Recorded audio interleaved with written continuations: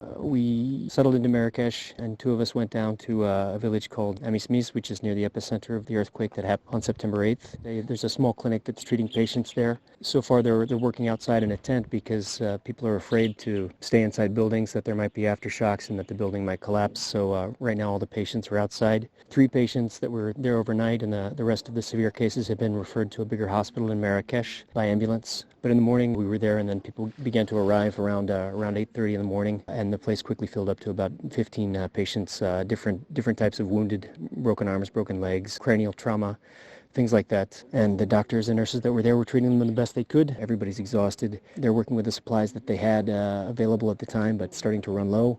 There's been a pretty incredible mobilization on the part of the Moroccan authorities. You see Red Cross volunteers, you see the Moroccan military, a big distribution of mattresses so people can sleep outside, water and food for people that don't have access.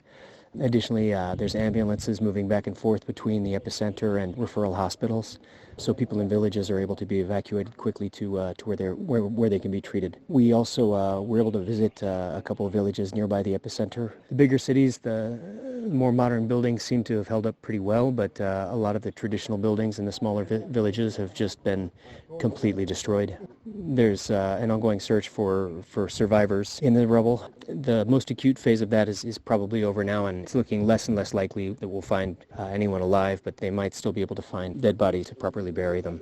For Doctors Without Borders right now, we're making an assessment, trying to see where the needs are and how we can help the Moroccan authorities with their response. We're meeting different hospital directors to see if there are needs in terms of human resources or pharmacy supplies, or if there's logistical needs that we can support them with. Be trying to figure out the best way we can help in the next few days.